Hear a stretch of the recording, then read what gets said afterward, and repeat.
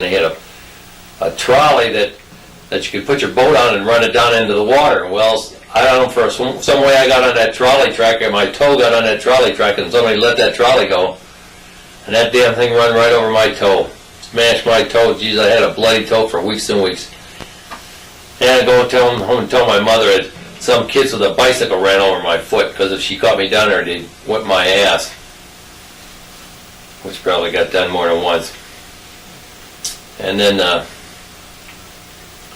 one time when I was older, I was in my early teens, we were riding our bicycles around at night. Across from his house, they were building some new houses.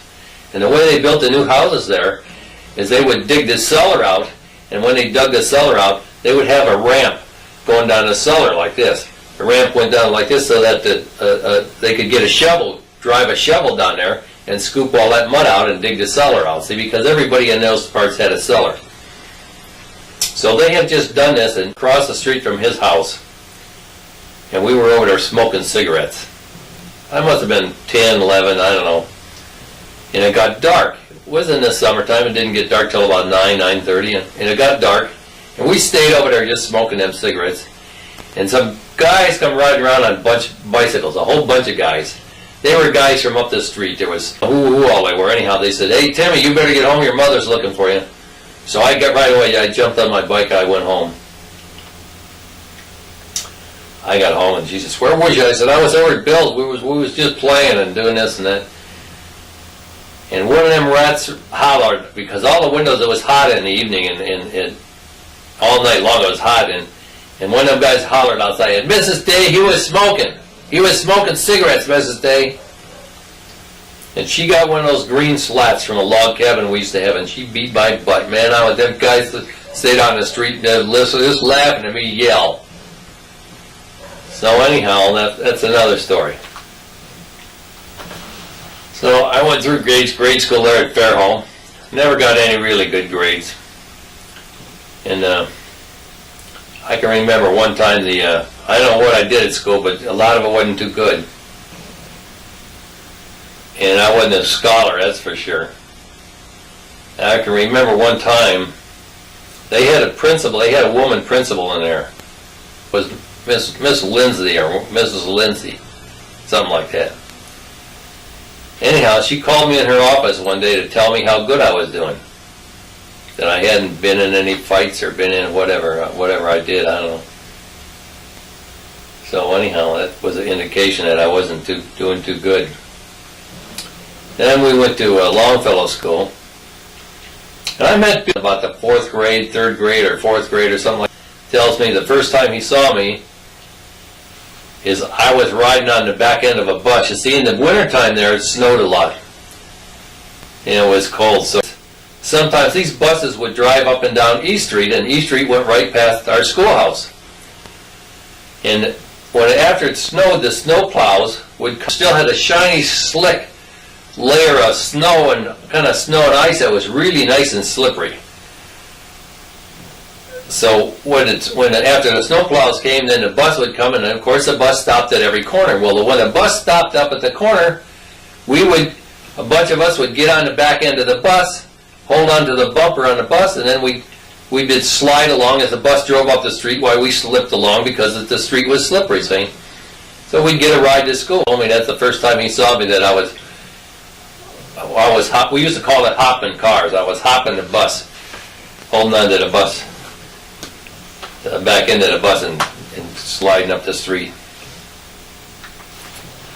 Another time, I remember going around on Halloween. We used to have big Halloweens, as a kids. We'd go all over the east side with Halloween masks and bags of candy, getting candy from people, knock on everybody's door. And at that time, you didn't have to worry about anything. Nobody bothered you. Nobody put anything in your candy, or nobody did nothing, So we went over there anyhow. We went around this one, and we got up to this one girl's house.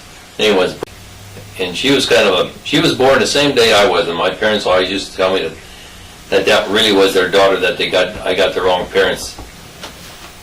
We got up there, and she had a pumpkin on her porch, and she lived right across the street from our home school. And there was a big pumpkin outside her porch, and this was kind of late, and there was candles burning inside there. Anyhow, we run up there and took that pumpkin. We went over to Fairholme School and climbed all the way up the fire escape. See, they had a fire escape there, so because it was a 2-story school, 2 or 3 stories, I think, and we had a fire escape there, so if there was a fire, the kids could go out the door on that fire escape and walk down.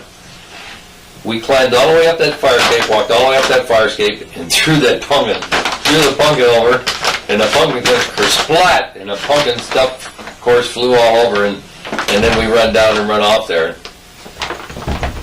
And that's the pumpkin story. As a young kid, boy, we lived only about 2 or 3 blocks from the lake.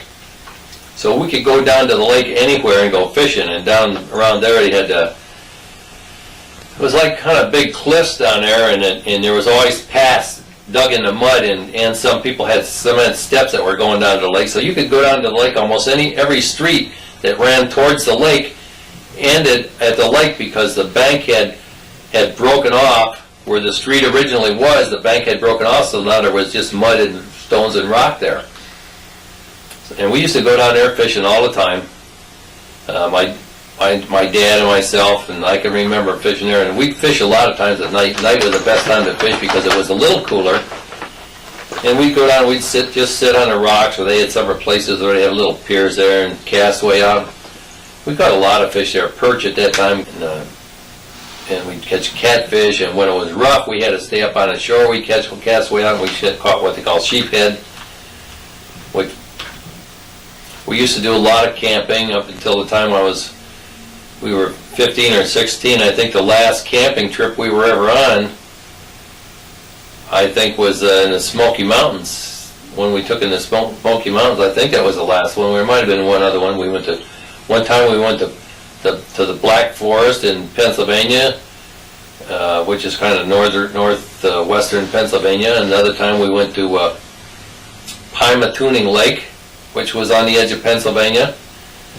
And we went to southern Ohio. There's a little, I think it was Mohican State Forest in southern Ohio. We used to go there a lot. That's where we were driving through when the snake dropped out of the car.